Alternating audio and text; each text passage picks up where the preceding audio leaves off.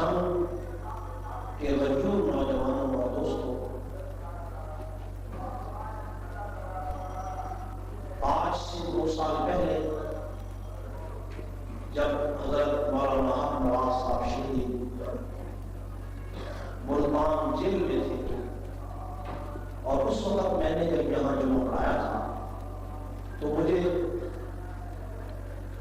یہ فکر نہیں تھا کہ دوبارہ مولانا نواز نہیں آئے، لیکن آج جب 2 سال کے بعد میں اسی جگہ پر کھڑا ہوں تو مجھے یقین ہے کہ قیامت کی صبح تک امت قلندر نہیں ہوگا۔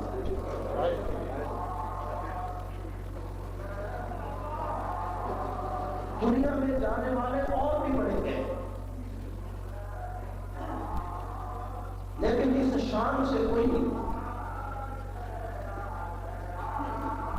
اگر حقوق رونے سے واپس آتا تو ہم دریا بہاتے، اگر پیسے سے واپس آ جاتا تو سونا توڑ دیتے، اگر جانوں سے واپس آ جاتا تو 1 لاکھ انسان نہیں 10 لاکھ نہیں کروڑ انسان اس کی جان کی واپسی کے لیے اپنی جان لگا۔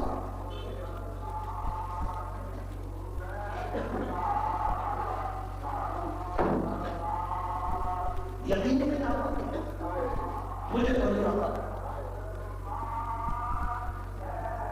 مجھے یہ تو کب بھولے گا کہ وہ انسان جس کے ساتھ میں نے زندگی کے تقریباً 20 سال ہوا ایک دن نہیں ہوا۔ میں سن 1970 سے دارالعلوم کبیر والا سے لے کر آج 1990 تک اس مرد قلندر کا غلام ہوں، ساتھی ہوں۔ میں نے اس کی طالب علمی کو بھی دیکھا، میں نے اس کے آغاز کو بھی دیکھا، میں نے اس کی تدریس کو بھی دیکھا، میں نے اس کے فقر کو بھی دیکھا، میں نے اس کی درویشی کو بھی دیکھا، میں نے اس کے دکھوں کو بھی دیکھا، میں نے اس کی خوشی کو بھی دیکھا، میں نے اس کی جیلوں کو بھی دیکھا، میں نے پاکستان کی ایک ایک گلی ایک ایک کوچے میں اس مرد قلندر کے ناموں کو بھی دیکھا، اور آج پوری دنیا رو رہی ہے میں نے اس کو بھی دیکھا۔ امیر عظمت حضرت مولانا ضیاء الرحمن صاحب فاروقی زندہ باد۔ میں امیر عظمت نہیں ہوں، امیر عظمت وہ ہے جس پر 100 سے زیادہ مقدمات تھے لیکن اس کے ماتھے پہ کبھی شکست نہیں آئی۔ امیر عظمت ایک ہوتا ہے، کئی نہیں۔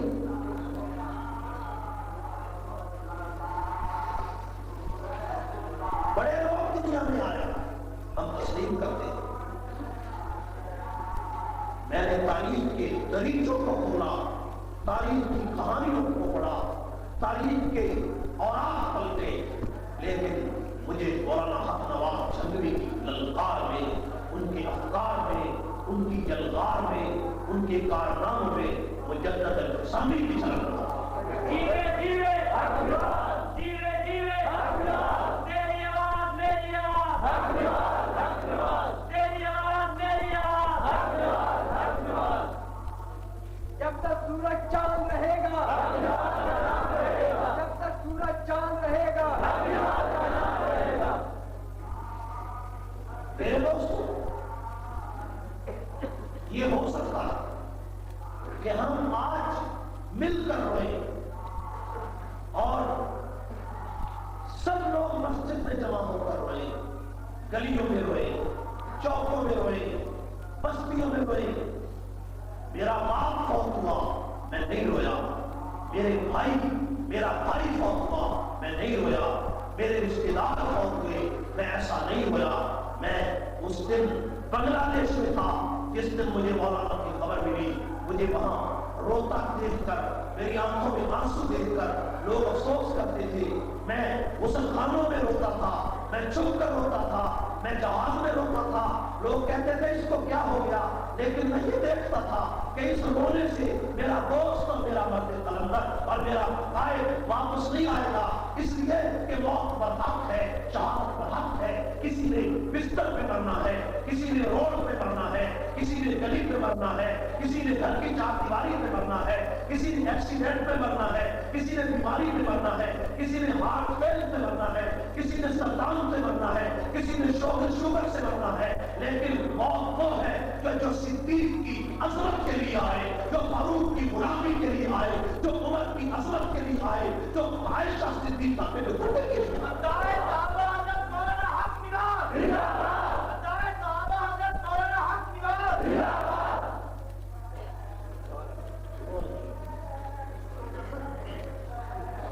مجھے کیا علم تھا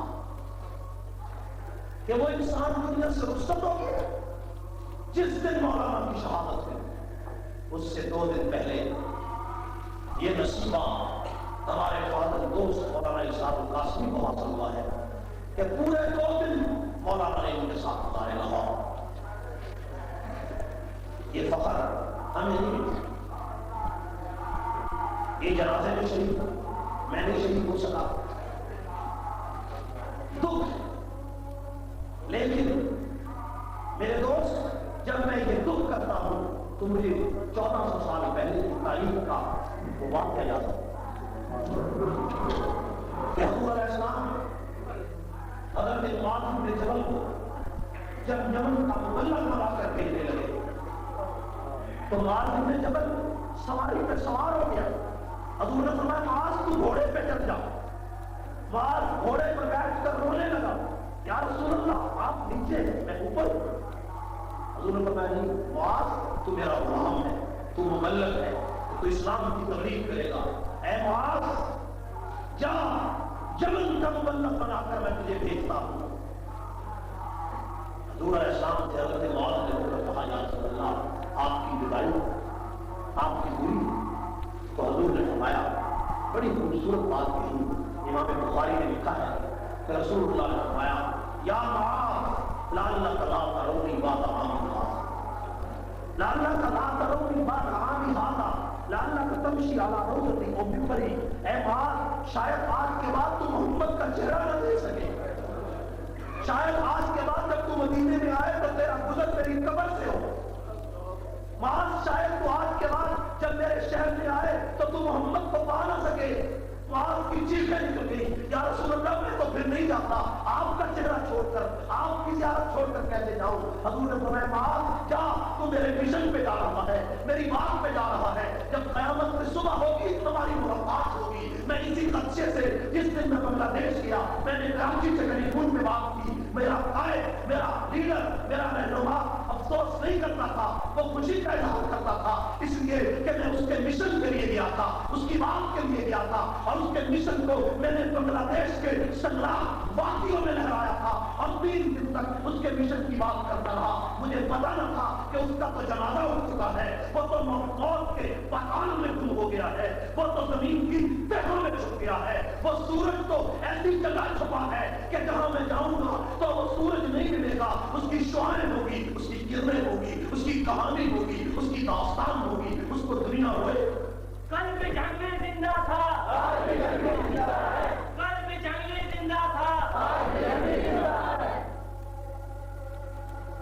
پچھلے جمعے اس وقت ہم ٹرین میں تھے، ڈھاکہ سے سلہٹ جاتے ہوئے وہاں پہنچے، کسی نے نہ بتایا، رات ہو گئی، رات کو آخری تقریر میں نے کی۔ وہاں بڑا اجتماع ہوتا ہے، تقریروں میں لاکھوں کا اجتماع ہوتا ہے، کوئی پتہ نہ چلا۔ دوسرا دن ہوا، کوئی پتہ نہ چلا، ہفتے کا سارا دن گزر گیا، کوئی پتہ نہ چلا۔ رات کو 11 بجے ایک آدمی نے ٹیلی فون کیا، دبئی سے حاجی رفیق نے مجھے اطلاع دینے کے لیے۔ تو جس آدمی نے ٹیلی فون سنا وہ ٹیلی فون سن کر رونے لگا، اس سے ٹیلی فون نہ سنا گیا، ٹیلی فون اس نے رکھ دیا۔ میں اسٹیج پر جا چکا تھا، اس نے مجھے نہ بتایا کہ آج ان کی آخری تقریر ہے، چلو تقریر ہونے دو، پیغام پہنچانے دو، مشن کو پہنچانے دو۔ میں نے 1 بجے تقریر شروع کی، 1 بجے سے لے کر صبح 5 بجے تک تقریر ہوئی۔ اس تقریر میں ڈپٹی کمشنر کی صدارت ہے۔ جب رات کے 4 بج گئے، میں اپنے موقف کو بیان کر چکا، تو میں نے 4 بجے مولانا حق نواز کا تذکرہ شروع کیا۔ آئے جب تہجد کا وقت تھا، جب آنکھیں خدا کے سامنے روتی تھی، مولانا کا ذکر کیا۔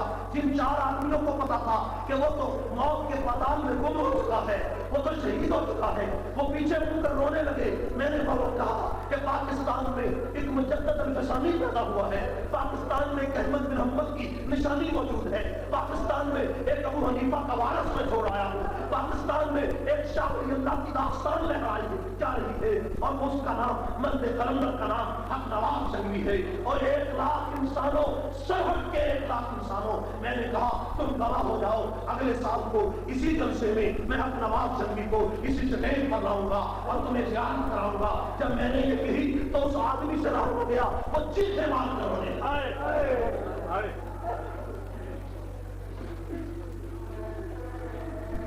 انہوں نے مجھے دوسرے دن 11 بجے تک بتایا میرے بھائی میں یہ دکھ کیسے بھلا سکوں, میں یہ دکھ کیسے چھوڑوں گا. یہ ساری چیزیں لیکن میرے دوست جب میں یہ دیکھتا ہوں کہ آخر زمان پیغمبر کی وفات کا وقت ہے, ساری دنیا کا سردار بستر علالت میں ہے, فاطمہ الزہرا سرانے بیٹھی ہیں, حضور نے اشارہ کر کے بلایا, حضرت فاطمہ قریب چلی گئی, حضور نے کان میں کچھ کہا, فاطمہ رونے لگی.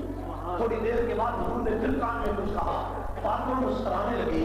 عائشہ صدیقہ امی بیٹھی ہے, فرمایا عائشہ تو میری فاطمہ تو میری بیٹی ہے, تجھے میرے بیٹی ہونے کا واسطہ ہے کہ بتا تو صحیح سرور دو جہاں نے کیا کہا ہے. فاطمہ نے بتایا, فرمایا امی جب میں نے پہلی مرتبہ کان پیغمبر کے منہ سے لگایا تو میرے ابا نے کہا فاطمہ اسی مرض الموت میں, اسی بیماری میں تیرے باپ کا جنازہ اٹھے گا, اسی بیماری میں میں دنیا سے چلا جاؤں گا. تو میں رونے لگی اور اس کے بعد میرے والد نے کہا فاطمہ میرے اہل بیت میں میرے خاندان میں سب سے پہلے تو میرے پاس پہنچے گی. تو میں خوش ہو گئی. یہ وہ وقت تھا. اور اس کے بعد دنیا نے دیکھا کہ رسول اللہ دنیا سے رخصت ہو گئے. ساری کائنات کا سردار ہے, ساری کائنات کا محور ہے, وہ دعا کے چہرے والے ہیں, وہ لیل کی زلفوں والا ہے, علم نشرہ کے سینے والا ہے, ماکان البصروں کی آنکھوں والا ہے, اور جائز المزمل کی چادر والا ہے, لا تحرک بھی نشانہ تلقاج الوحی کے موٹوں والا ہے, وہ پیغمبر یاسین کے دانتوں والا ہے, والحسن کے زمانے والا ہے, انک لعلی خلق عظیم کے اخلاق والا ہے, عرش اور فرش کا والی ہے, کائنات کا سردار ہے. وہ دنیا سے رخصت ہو جاتا ہے. جب اس کی وفات کا اعلان مدینے کی گلیوں میں ہوتا ہے, سرکار کو طاری ہو جاتا ہے, قیامت برپا ہو جاتی ہے, ساری دنیا رونے لگ جاتی ہے. ابو کلام آزاد لکھتا ہے کہ نبی کی وفات پر جو کھڑا تھا کھڑا رہ گیا, جو بیٹھا تھا بیٹھا رہ گیا. صحابہ کی ایک جماعت روتی ہوئی جنگلوں کی طرف نکل گئی. کل مصیبت بعد محمد جلالہ, اے نبی تیرے جانے کے بعد قیامت آ گئی ہے, زمین پھٹ گئی ہے, آسمان چلا گیا ہے, سمندر رک گئے ہیں, پہاڑ خاموش ہو گئے ہیں, سمندروں کا خروش پھر چکا ہے. اے کملی والے ہم تجھے نہ روئے تو کسے روئے. سفید داڑھیوں والے صحابہ کی ایک جماعت ہے, مسجد نبوی کے کونوں میں بیٹھ کے رو رہی ہے. ساری مسجد نبوی آنکھوں سے بھری ہوئی ہے. قیامت برپا ہے. علی المرتضیٰ رسول اللہ کے چہرے سے پردہ اٹھاتے ہیں اور کپڑا اٹھا کر نبی کے چہرے کو بوسہ دیتے ہیں. فرماتے ہیں یا رسول اللہ اگر آپ نے رونے سے منع نہ کیا ہوتا آج آنکھوں کے آنسوؤں سے علی آپ کو غسل دے دیتا. صحابہ میں حال ہے. عمر بن چوک نے کہا کہ جو یہ کہے گا کہ محمد دنیا سے رخصت ہو گئے میں اس کا سر اڑا دوں گا, محمد دنیا سے نہیں جا سکتا. میرے دوست سارے صحابہ پریشان ہیں. اسی عالم میں مدینہ منورہ سے باہر ایک آدمی ہل چلا رہا تھا. اس نے ہل چلاتے ہوئے اس کو ایک آدمی کہا بابا تجھے پتا نہیں رسول اللہ دنیا سے چلے گئے. اس نے ہل روک دیا, ہل روک کر ہاتھ اٹھائے. اس نے کہا اے اللہ میری آنکھوں کو اندھا کر دے, میرے کانوں کو بہلا کر دے. اس نے کہا یہ دعا کیوں کرتا ہے؟ کہنے لگا کہ آنکھوں نے نبی کا چہرہ دیکھا, جب نبی نہیں ہے مجھے آنکھوں کی ضرورت نہیں ہے. جن کانوں نے نبی کا کلام سنا, جب نبی نہیں ہے مجھے کانوں کی ضرورت نہیں. امام بخاری کہتا ہے کہ وہ آدمی مستجاب الدعوات تھا, اسی جگہ پر نابینا ہو گیا, اسی جگہ پر بہرا ہو گیا. کھڑا کھڑا رسول اللہ کا جنازہ پڑا ہے. نبی کے جنازے پر فاطمہ الزہرا نے رو کر کہا تھا صبت علیہ مصائب لو انہا صبت علی الایام السر لیالیا. میرے مجھ پر مصیبتوں کے اتنے پہاڑ آئے, وہ پہاڑ دنوں پر آتے تو دن بھی رات بن جاتے, وہ پہاڑ راتوں پر آتے تو راتیں بھی دن بن جاتی, اور دنوں پر آتے تو دن رات بن جاتی, پہاڑوں پر آتے تو ریزہ ریزہ ہو جاتے. حضرت فاطمہ رو رہی ہے, عائشہ رو رہی ہے, ساری دنیا